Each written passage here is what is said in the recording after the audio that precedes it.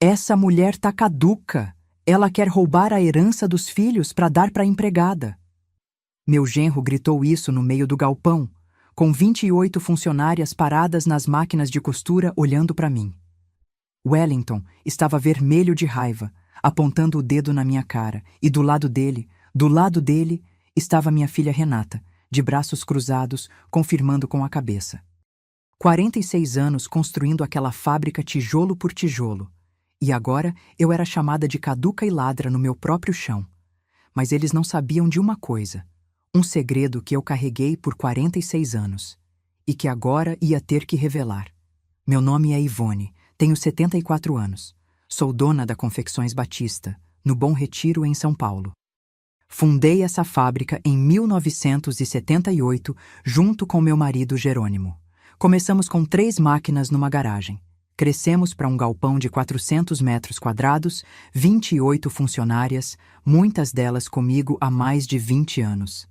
Hoje, a fábrica vale quase 2 milhões de reais entre o imóvel, as máquinas industriais e a carteira de clientes.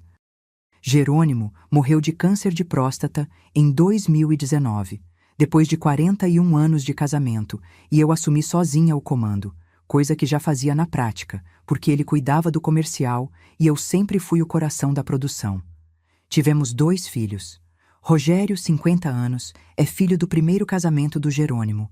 Meu enteado, advogado em Santos, nunca se interessou pela fábrica. E Renata, 46 anos, que trabalha aqui desde os 16, aprendeu tudo comigo e há 10 anos assumiu a gerência da produção.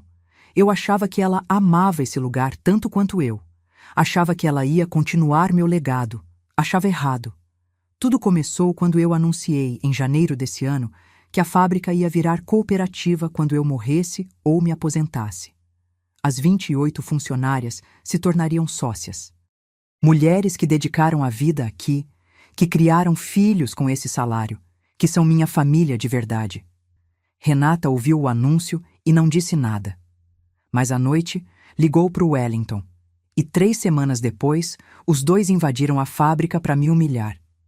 Essa fábrica vale quase 2 milhões e ela quer dar de graça. Minha sogra tá louca. As funcionárias ficaram paralisadas. Dona Zulmira, costureira há 32 anos, tapou a boca com a mão. Simone, a mais nova, de 23 anos, começou a chorar. E eu fiquei ali parada, 74 anos de vida, sendo chamada de louca pela própria filha no lugar que eu construí com minhas mãos. Olhei para Renata, a menina que eu criei, a menina que eu protegi a vida inteira, a menina que não sabia quem era o pai de verdade. Respirei fundo. Não ia responder ali, mas um dia a verdade ia aparecer. A história da Confecções Batista começa muito antes daquele dia. Em 1976, eu tinha 26 anos e trabalhava como costureira numa fábrica no Brás. Foi lá que conheci Jerônimo. Ele tinha 28, era viúvo recente com um filho pequeno chamado Rogério e trabalhava como representante comercial de tecidos. A gente se encontrava nos corredores, trocava olhar, até que um dia ele me chamou para tomar um café. Casamos em 1978 e no mesmo ano abrimos a fábrica. O sonho era nosso, mas o suor era dividido. Ele na rua vendendo, eu no galpão produzindo. No primeiro ano de casamento tentei engravidar, não veio. No segundo, no terceiro, nada. Fui em médico, fiz exame, tudo normal comigo. Jerônimo resistiu a fazer os exames dele, mas quando fez, veio a notícia. Ele era estéril. Tinha tido cachumba aos 19 anos, virou orquite e os médicos disseram que as chances de ter filho eram quase 0. Rogério era da primeira esposa, antes da doença. Comigo não ia acontecer. Eu fiquei arrasada. Sempre quis ser mãe. Sempre sonhei em ter uma filha para ensinar a costurar, para passar o ofício, para continuar o que eu estava construindo. Jerônimo disse que a gente podia adotar, que ele amava o Rogério e ia amar qualquer criança que viesse. Mas eu estava cega de tristeza. Cega e vulnerável. Foi quando apareceu Antônio Carlos. Ele era fornecedor de tecidos, vinha na fábrica toda semana entregar encomenda. Homem bonito, sorriso fácil, conversa macia. Começou a elogiar meu trabalho, a ficar mais tempo do que precisava, a me olhar de um jeito que Jerônimo não olhava mais. Porque Jerônimo trabalhava 12 horas por dia e chegava em casa morto. Uma noite, depois de uma briga feia com Jerônimo sobre a fábrica não dar lucro ainda, eu fiquei sozinha no galpão costurando e chorando. Antônio Carlos apareceu para buscar um cheque que tinha esquecido. Viu meu estado. Sentou do meu lado. Eu não vou me justificar. O que eu fiz foi errado. Uma vez, 2 vezes, 3 vezes durante 2 meses. E depois eu acordei, senti a culpa me corroendo. E terminei tudo. Antônio Carlos entendeu. Disse que não ia contar para ninguém. E sumiu da minha vida. Trocou de rota. Nunca mais apareceu na fábrica. 2 semanas depois, descobri que estava grávida. O desespero que eu senti não cabe em palavras. Eu tinha traído meu marido. Estava grávida de outro homem. E agora? Contar a verdade significava destruir meu casamento. Destruir a fábrica que a gente estava erguendo. Destruir tudo. Não contar significava viver uma mentira para o resto da vida. Eu escolhi a mentira. Contei para o Jerônimo que estava grávida. Ele não questionou. Ficou feliz demais para questionar. Milagre de Deus, ele disse, me abraçando, chorando de alegria. Os médicos estavam errados, Ivone. A gente vai ter um filho. Eu chorei junto, mas não era de alegria, era de vergonha. Renata nasceu em outubro de 1978. Jerônimo a amou do primeiro segundo. Pegou no colo, chorou de novo, disse que ela tinha o nariz dele. Não tinha nada dele. Mas eu nunca disse. E ele morreu 41 anos depois, sem saber. Criei Renata com todo o amor que eu tinha. Talvez até amor demais, para compensar a culpa. Deixei ela fazer o que queria. Mimei quando devia ter cobrado, perdoei quando devia ter corrigido. Quando ela quis trabalhar na fábrica aos 16, eu dei emprego. Quando quis ser gerente aos 36, eu promovi. Quando casou com Wellington, um homem que eu vi desde o primeiro dia que era interesseiro e aproveitador, eu engoli a opinião porque não queria brigar. E foi Wellington que plantou na cabeça dela que a fábrica era dela por direito. Nos últimos 5 anos, Renata mudou. Ficou mais fria, mais distante, mais parecida com o marido. Começou a questionar minhas decisões, a reclamar do salário das funcionárias, a falar em cortar custos e modernizar, que era código para demitir as velhas e trazer máquina automática. Eu resistia. Aquelas mulheres eram família. Dona Zulmira entrou aqui em 1992, quando a filha dela tinha leucemia e ela precisava de emprego urgente. Simone entrou ano passado, indicação da Zulmira, e está aprendendo o ofício com a mesma dedicação que eu tive aos 20 anos. Mandar embora? Nunca. Foi por isso que decidi transformar a fábrica em cooperativa. A ideia veio de uma reportagem que eu vi na televisão. Uma fábrica de móveis no Paraná que, quando o dono morreu, virou cooperativa dos funcionários. Todo mundo sócio, todo mundo dono, ninguém mandando sozinho. Achei bonito, achei justo.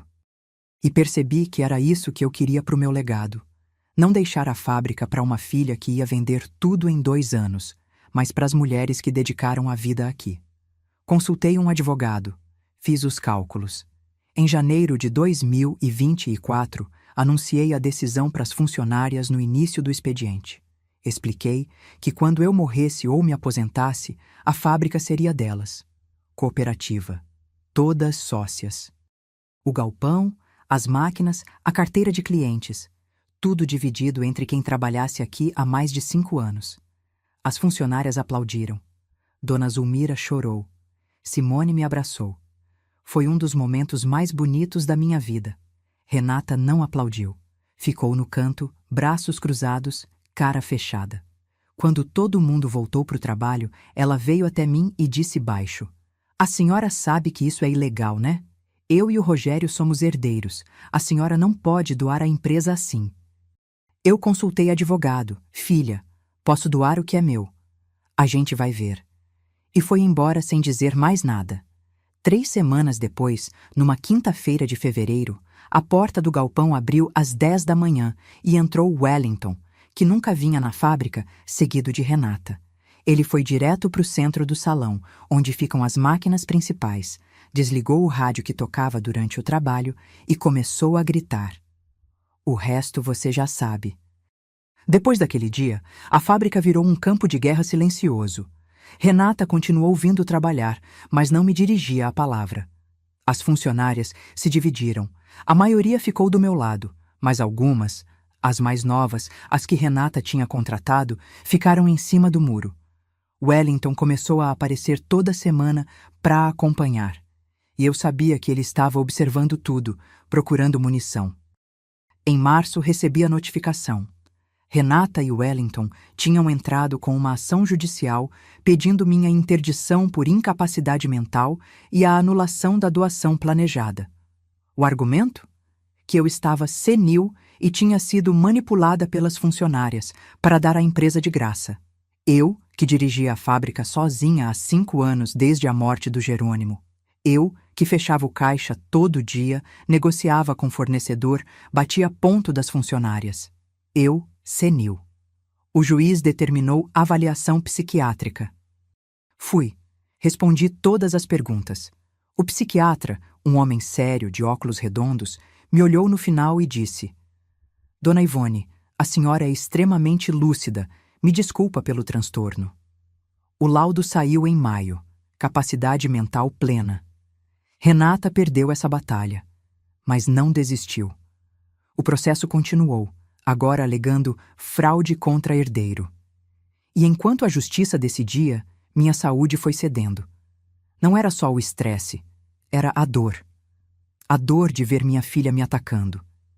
A filha que eu carreguei na barriga, escondendo a verdade, que eu criei com culpa e amor misturados, que eu protegi a vida inteira de um segredo que podia destruir tudo. E agora ela me chamava de ladra e louca. Em setembro, acordei às 3 da manhã com a cabeça explodindo. Pressão em 22/14. Chamei o SAMU, fui para o hospital, fiquei 3 dias na UTI. Wellington não deixou Renata me visitar. Mas sabe quem foi? As funcionárias. Dona Zulmira I, no dia seguinte, com uma marmita de canja que ela fez em casa. Simone foi no outro dia, com um buquê de flores que ela comprou com o próprio dinheiro. Todas as 28 fizeram revezamento, 3 por dia, lotando meu quarto de carinho. E foi ali, numa cama de hospital olhando para o teto, que eu decidi. Se eu queria minha filha de volta, eu ia ter que contar a verdade, mesmo que doesse. Mesmo que destruísse tudo. Tive alta no 4º dia, uma sexta-feira de setembro. Dona Zulmira foi me buscar. Ofereceu antes que eu pedisse. Disse que o marido emprestava o carro. Saí do hospital fraca, com receita de remédio para pressão e ordem de repouso absoluto. Mas minha cabeça não parava. A decisão estava tomada, só faltava coragem. Em casa, sentei na sala e fiquei olhando para o porta-retrato em cima do aparador. Jerônimo e eu no dia da inauguração da fábrica, 1978. A gente tão jovem, tão cheio de plano, tão sem saber o que ia acontecer. Ele morreu achando que Renata era filha dele. Morreu feliz com essa mentira. E eu deixei ele morrer assim. Será que eu fiz certo? 46 anos me perguntando isso. 46 anos acordando de madrugada com culpa, rezando para Deus me perdoar, olhando para Renata e vendo os olhos do Antônio Carlos nela. Ela puxou ele, o formato do rosto, o jeito de andar, até a teimosia. Jerônimo nunca percebeu, ou se percebeu, nunca disse. Talvez ele soubesse, no fundo, e tivesse escolhido não saber. Talvez o amor dele fosse maior que a suspeita. E agora, eu ia destruir essa memória? Ia dizer para Renata que o pai que ela amou a vida inteira não era pai dela de verdade? Mas qual era a alternativa? Deixar ela me processar, me chamar de louca, me afastar das funcionárias que eram minha família verdadeira? Deixar Wellington controlar tudo, vender a fábrica, jogar na rua mulheres que dedicaram a vida ali? Não, não dava mais. Peguei o celular e mandei mensagem para Renata. Filha, preciso conversar com você, pessoalmente. Só nós duas, sem o Wellington. Pode ser amanhã na fábrica, às 7 da manhã, antes das funcionárias chegarem? Ela demorou 2 horas para responder. Pode. Mas se for para me convencer a desistir do processo, não adianta. Não é sobre o processo, é sobre você. No sábado de manhã, cheguei na fábrica às 6h30. Liguei as luzes do escritório, fiz café, sentei na cadeira onde sentava há 46 anos. As máquinas estavam paradas, cobertas com lona. O cheiro de tecido e óleo de máquina, o cheiro da minha vida, preenchia o ar. Quantas madrugadas eu passei ali, costurando encomenda atrasada, rezando para a fábrica não quebrar, sonhando com o dia em que ia poder descansar. Renata chegou às 7 em ponto. Bateu na porta do escritório, entrou sem esperar resposta, sentou na cadeira de frente para mim. A mesma cadeira onde ela sentava quando era menina e vinha me visitar no trabalho. "O que a senhora quer, mãe?" Olhei para ela. 46 anos. Cabelo castanho com fios brancos, rosto cansado, olheiras de quem não dorme direito. Minha filha. A filha que eu criei com amor e mentira. "Renata, o que eu vou te contar agora vai mudar tudo, mas você precisa ouvir até o fim." Ela revirou os olhos. "Mãe, se for história de eu construí essa fábrica com sacrifício, eu já ouvi 1000 vezes." "Não é isso." Respirei fundo. "É sobre o seu pai." Ela franziu a testa. "O que tem o papai?" Jerônimo não era seu pai biológico. O silêncio que veio foi diferente de qualquer silêncio que eu já vivi. Pesado, denso, sufocante. "O quê?" Seu pai biológico era outro homem, um fornecedor de tecidos que trabalhava com a gente no começo da fábrica. Jerônimo era estéril, filha. Ele teve cachumba na juventude, virou estéril. O Rogério é do primeiro casamento dele, de antes da doença. Comigo, ele não podia ter filho. Renata ficou parada, olhando para mim como se eu tivesse dado um tapa na cara dela. "Eu errei", continuei. "Errei feio. Foi uma vez, foi fraqueza, foi desespero de querer ser mãe. E quando descobri que estava grávida, eu tive que escolher. Ou contava a verdade e destruía tudo, ou guardava o segredo e deixava Jerônimo ser feliz." "A senhora está mentindo." A voz dela saiu trêmula. "A senhora está inventando isso para me manipular, para eu desistir do processo." "Filha, eu guardei esse segredo por 46 anos. 46 anos de culpa, de medo, de acordar de madrugada rezando perdão. Você acha que eu ia inventar isso?" Renata se levantou da cadeira. Eu não acredito nisso. Você pode fazer exame de DNA.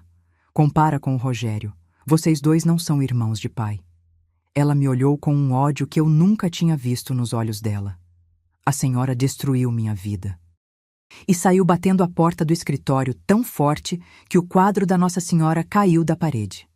Fiquei sozinha, olhando para o quadro no chão, o vidro rachado. Tinha começado. Se você chegou até aqui, é porque essa história está pesando no seu coração. Porque você sabe o que é carregar um segredo que dói. Deixa um like para essa história chegar em quem precisa ouvir. Se inscreve para nunca esquecer do seu valor. Clica em Hyper para fortalecer essa corrente. E me conta, você já guardou um segredo para proteger alguém que amava? Escreve aí, porque agora vem a reviravolta. As semanas seguintes foram as mais difíceis da minha vida. Renata sumiu. Não apareceu na fábrica, não atendeu o telefone, não respondeu mensagem. Wellington ligou uma vez, furioso, dizendo que eu tinha destruído o psicológico da esposa dele e que eles iam me processar por danos morais também. Eu desliguei na cara dele. Na fábrica, tentei manter a normalidade. Abria às 7, fechava às 6, resolvia problema, conferia a produção, mas as funcionárias percebiam que algo estava errado. Dona Zulmira me chamou num canto depois de uma semana e perguntou: "Dona Ivone, o que está acontecendo? A senhora está com uma cara diferente." Eu não contei tudo. Só disse que estava tendo problemas com a Renata, que era coisa de família, que ia passar. Zulmira não insistiu, mas ficou de olho em mim. Trazia café sem eu pedir, ficava até mais tarde para conversar, me mandava mensagem de noite perguntando se eu estava bem. Aquela mulher era mais filha para mim do que a minha filha de sangue. Em outubro, quase um mês depois da revelação, recebi uma mensagem de número desconhecido. Dona Ivone, aqui é Rogério. A Renata me ligou, contou tudo, precisamos conversar. Rogério, meu enteado. O filho que Jerônimo teve antes de me conhecer. A gente nunca foi próximo. Ele tinha 4 anos quando o pai casou comigo e sempre teve uma relação meio fria, mais com o pai do que comigo. Quando Jerônimo morreu, ele apareceu no enterro, ficou 3 dias e voltou para Santos. Desde então, ligava uma vez por ano no meu aniversário e só. Agora ele queria conversar. Marcamos num café em Santos, no sábado seguinte. Peguei o ônibus cedo, quase 2 horas de viagem, e cheguei às 10 da manhã. Rogério já estava lá, sentado numa mesa do fundo. 50 anos, cabelo grisalho, terno de advogado mesmo no sábado. A cara do Jerônimo. Dona Ivone. Ele se levantou, apertou minha mão, não me abraçou. Obrigado por vir. Sentei de frente para ele. O que a Renata te contou? Tudo. Que ela não é filha do meu pai. Que a senhora teve um caso e escondeu por 46 anos. E você acredita? Ele me olhou com uma expressão que eu não conseguia decifrar. Eu sempre desconfiei. Senti o estômago afundar. Como assim? A Renata não se parece com o meu pai, nem fisicamente, nem no jeito. Eu via ela crescer e pensava, essa menina não tem nada de Batista, mas eu nunca disse nada porque... Pra quê? Meu pai era feliz, amava ela, amava a senhora. Pra que destruir isso? Fiquei em silêncio, processando. A senhora fez errado, dona Ivone. A senhora sabe disso. Mas meu pai morreu feliz achando que tinha 2 filhos. Talvez seja o que importa. E agora? O que você vai fazer? Rogério suspirou. Eu não quero a fábrica, nunca quis. Minha vida é em Santos, meu escritório está aqui, eu não tenho interesse em costura. Se a senhora quer dar para as funcionárias, dá. Por mim, não muda nada. E a Renata? A Renata? Ele balançou a cabeça. A Renata tá destruída. Ela fez o teste de DNA comigo, deu negativo. Não somos irmãos de pai.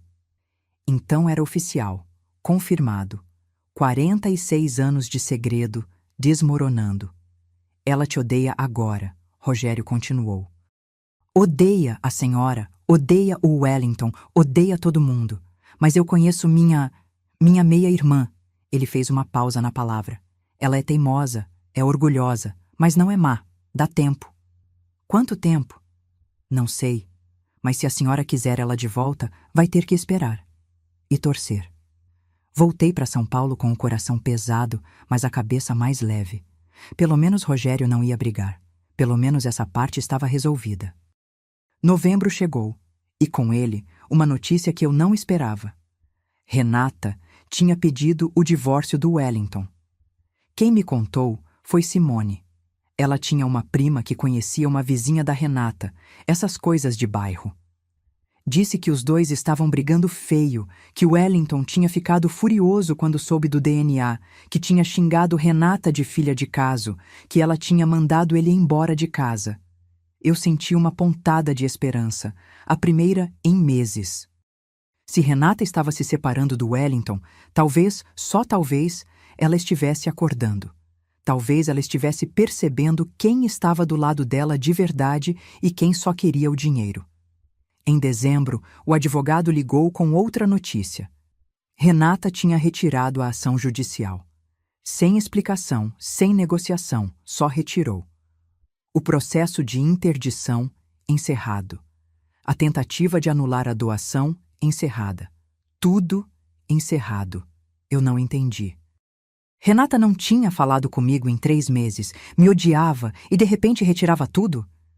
Não quis ligar para ela. Não quis forçar. Se ela quisesse falar, ia falar. E em janeiro de 2025, uma semana antes da festa de 47 anos da fábrica, ela apareceu. Era uma segunda-feira, 7 da manhã. Eu estava sozinha no escritório, conferindo as encomendas da semana. A porta abriu, e lá estava ela. Mais magra, olheiras fundas, cabelo preso de qualquer jeito. Mãe! Fazia 4 meses que ela não me chamava assim. Filha! Ela ficou parada na porta. Os olhos começaram a encher de água. Eu preciso falar com a senhora. Então fala. Ela entrou, fechou a porta atrás dela e sentou na mesma cadeira onde eu tinha contado a verdade em setembro. Eu vim pedir desculpa. Renata ficou sentada na cadeira, olhando para o chão, as mãos tremendo no colo. Eu não disse nada. Esperei. 46 anos de mentira, 4 meses de silêncio. Eu podia esperar mais alguns minutos. Eu não sei por onde começar, ela disse, a voz falhando. Eu fiz tanta coisa errada. Começa pelo começo. Ela levantou os olhos, vermelhos de choro contido. Quando a senhora me contou sobre o meu pai, eu achei que a senhora estava mentindo. Achei que era mais uma manipulação, mais uma forma de me controlar, de me fazer desistir do processo. O Wellington dizia isso toda hora. Sua mãe é manipuladora, não acredita nela, ela só quer te afastar de mim. E você acreditou nele. Acreditei. Por muito tempo acreditei. Ele era meu marido. A gente tinha uma vida juntos. E a senhora? Ela fez uma pausa. A senhora sempre foi difícil para mim, mãe. Sempre exigindo, sempre cobrando, sempre falando que eu podia fazer melhor. Eu achava que a senhora nunca me amou de verdade. Doeu ouvir aquilo. Doeu fundo. Eu te amei demais, Renata.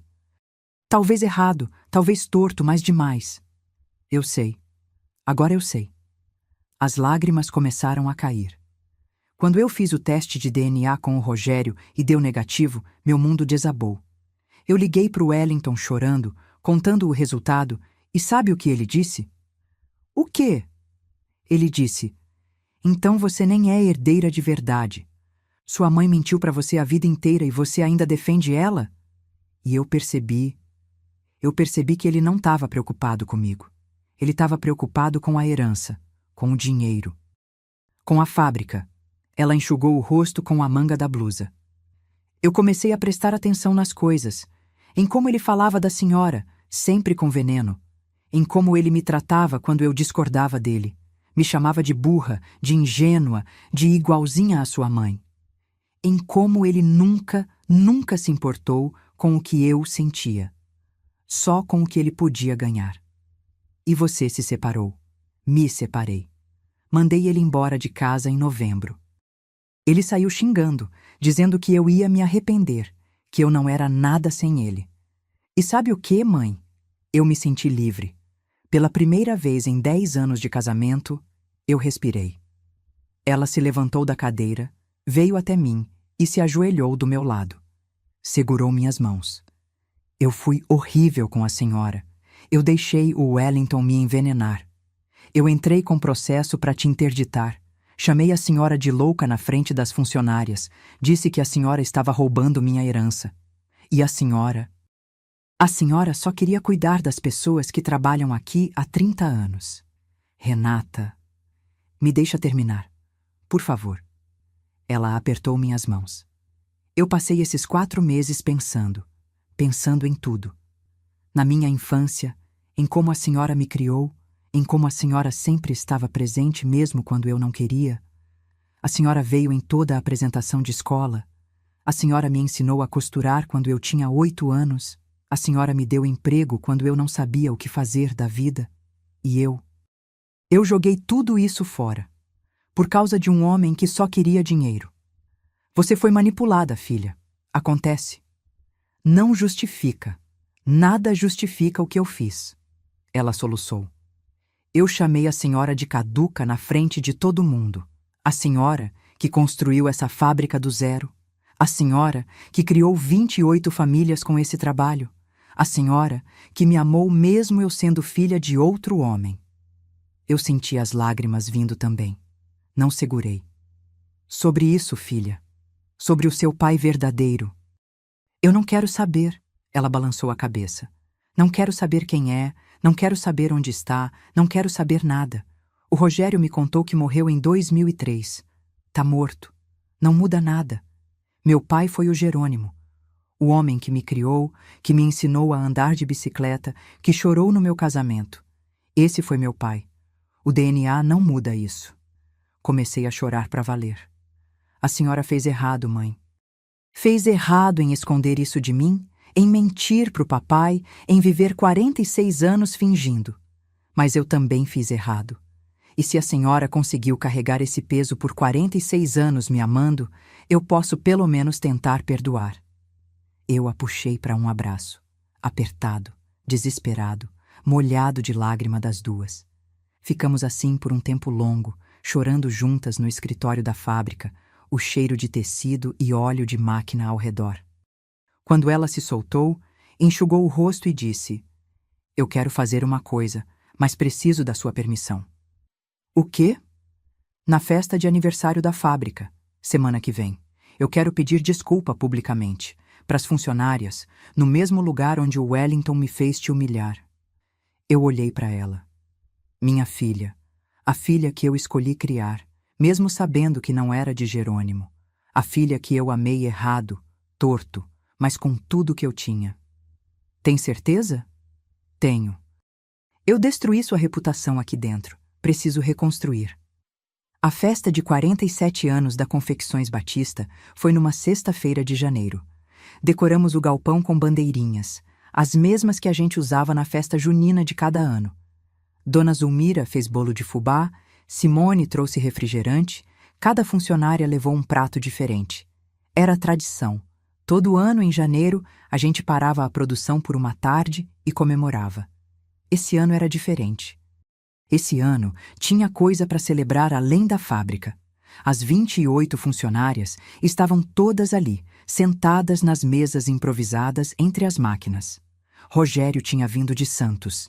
Primeira vez que aparecia na fábrica em anos. E Renata estava do meu lado, nervosa, as mãos suando. Eu subi num caixote para todo mundo me ver. O mesmo caixote de sempre, o mesmo discurso de todo ano, ou quase. "Meninas, obrigada por estarem aqui. Mais um ano. 47 anos dessa fábrica. E vocês são a razão de eu ainda levantar todo dia para vir trabalhar." Aplausos. "Esse ano foi difícil. Vocês sabem. Teve briga, teve processo, teve gente chamando a dona da fábrica de louca." Risadas tensas. Mas a gente sobreviveu. E a gente vai continuar sobrevivendo. Porque essa fábrica não é minha. Nunca foi. Essa fábrica é de todas vocês. E em breve vai ser de vocês de verdade. A cooperativa está quase pronta. Mais aplausos, mais fortes agora. Mas antes de continuar, tem alguém que quer falar. "Renata." Eu desci do caixote. Renata subiu no meu lugar. As funcionárias ficaram em silêncio, olhando para ela com desconfiança. Fazia sentido. A última vez que Renata apareceu num momento assim foi para apoiar o marido que me chamou de caduca. Renata respirou fundo. "Eu sei que vocês têm razão de me olhar assim. Eu fiz coisas horríveis nos últimos meses. Eu apoiei meu ex-marido quando ele veio aqui e humilhou minha mãe. Eu entrei com processo para interditar ela. Eu agi como se essa fábrica fosse minha por direito, quando na verdade eu nunca fiz nada para merecer." Silêncio absoluto. Minha mãe construiu essa fábrica do zero. Com o marido dela, meu pai, o homem que me criou, ela começou com 3 máquinas numa garagem. Vocês... Ela olhou ao redor. "Vocês ajudaram a transformar isso no que é hoje. Dona Zulmira está aqui há 32 anos, a Célia há 28, a Fátima há 25. Vocês são a história dessa fábrica tanto quanto minha mãe." Dona Zulmira começou a chorar baixinho. "E eu vim aqui tratar vocês como se fossem inimigas, como se vocês estivessem roubando alguma coisa que era minha. Quando, na verdade, quem estava roubando era eu, roubando a paz da minha mãe, roubando a dignidade de vocês, roubando o legado que devia ser protegido." Ela enxugou uma lágrima. "Eu vim pedir desculpa para cada uma de vocês. Pelo que eu fiz, pelo que eu disse, pelo que eu deixei o Wellington fazer em meu nome. Vocês não mereciam. Minha mãe não merecia. E eu vou passar o resto da vida tentando consertar. Silêncio. Ninguém se mexia. E então Dona Zulmira se levantou. Caminhou até o caixote onde Renata estava, olhou para ela de baixo para cima e abriu os braços. Vem cá, menina. Renata desceu do caixote e se jogou nos braços da Zulmira, as duas chorando. E então Simone se levantou e foi abraçar também. E a Célia. E a Fátima. Uma por uma, as funcionárias foram se levantando e se juntando no abraço, até virar uma massa de mulheres chorando no meio do galpão. Eu fiquei olhando de fora, as lágrimas escorrendo, o peito cheio de uma coisa que eu não sentia há muito tempo. Esperança. Rogério veio do meu lado, colocou a mão no meu ombro. A senhora criou bem, Dona Ivone, mesmo com tudo. Eu errei muito, Rogério, com ela, com seu pai, com todo mundo. A gente sempre erra. O que importa é consertar. Olhei para o abraço coletivo, para minha filha no meio daquelas mulheres que eu amava como família. Respondi.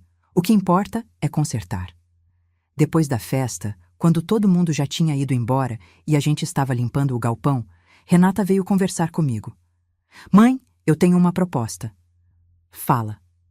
Eu quero voltar a trabalhar aqui, mas não como gerente, não como herdeira, como funcionária, igual às outras. Eu olhei para ela sem entender. Como assim? A senhora vai transformar isso em cooperativa. Eu quero fazer parte, mas eu quero entrar do mesmo jeito que a Simone entrou, de baixo, aprendendo, merecendo. Renata, você já sabe tudo aqui. Você trabalhou 30 anos. Eu trabalhei 30 anos achando que era dona. Agora eu quero trabalhar sabendo que não sou. Quero ganhar meu lugar. Eu fiquei em silêncio, processando. Você tem certeza? Tenho. E tem mais uma coisa. Ela olhou para baixo. Eu quero morar com a senhora. Pelo menos por um tempo.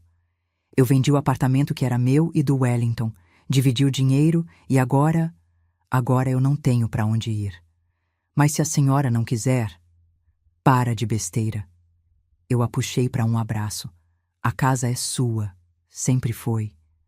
Ela chorou no meu ombro mais uma vez e eu pensei, 46 anos de segredo, 4 meses de guerra, uma vida inteira de erros. E agora, finalmente, a chance de acertar. Março de 2025. O verão estava acabando, mas dentro do galpão, o calor era o mesmo de sempre. Máquinas funcionando, tecido passando, o barulho ritmado que eu conhecia há 47 anos. Renata estava na linha de produção, sentada numa máquina ao lado de Simone. Tinha voltado há 2 meses, de baixo mesmo, como prometeu. Dona Zulmira supervisionava o treinamento.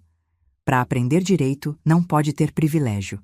Ela disse no primeiro dia, e Renata aceitou sem reclamar. A cooperativa foi oficializada em fevereiro. 28 sócias, incluindo Renata. Cada uma com uma cota igual, cada uma com voto igual. Eu fiquei como presidente honorária, com direito a voto, mas sem poder de veto.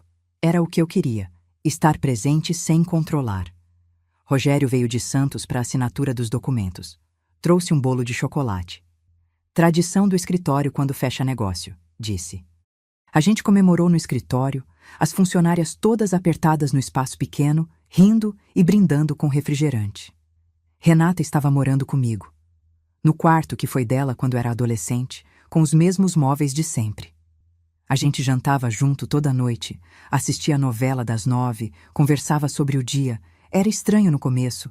A gente não tinha esse hábito há décadas, mas foi ficando natural, foi ficando bom. Uma noite, depois de um dia longo de trabalho, ela sentou do meu lado no sofá e disse: Mãe, eu estava pensando. Sobre o quê? Sobre tudo. Sobre como eu perdi tanto tempo brigando com a senhora. Sobre como eu deixei o Wellington me transformar numa pessoa que eu não gostava. Sobre como eu quase destruí tudo que a senhora construiu. Já passou, filha. A gente já conversou sobre isso. Eu sei, mas eu quero que a senhora saiba. Eu não vou repetir. Nunca mais. Eu vou cuidar dessa fábrica como se fosse minha, porque agora é minha mesmo, junto com as outras. E eu vou cuidar da senhora também. Ela segurou minha mão. A senhora é a melhor mãe que eu podia ter. Não importa quem foi meu pai biológico. A senhora me escolheu, me criou, me amou mesmo quando eu não merecia. Isso é mais do que sangue. Eu senti os olhos arderem, mas não chorei. Já tinha chorado demais nesses meses. E você é a filha que eu sempre quis. Teimosa, difícil, mas minha. Ela riu. Puxei a senhora então. Puxou sim, para minha desgraça. A gente riu juntas. Pela primeira vez em muito tempo, riu de verdade. Lá fora, o sol de março entrava pela janela, pintando a sala de laranja. Na estante, a foto do Jerônimo me olhava. Aquele homem bom que eu amei, que eu traí, que me perdoou sem saber que estava perdoando. Obrigada, Jerônimo, pensei. Por tudo. E olhando para minha filha ao meu lado, soube que ele tinha me ouvido. Essa história acabou, mas eu sei que ela vai ficar com você. Se tocou seu coração, deixa um like. Isso ajuda mais mulheres a encontrar esse vídeo. E me conta nos comentários. Você acredita em segundas chances? Você já perdoou alguém que te machucou muito? Escreve aí, eu leio tudo. Tem muitas outras histórias de mulheres fortes esperando por você aqui. Se inscreve, clica em Hyper e vem comigo.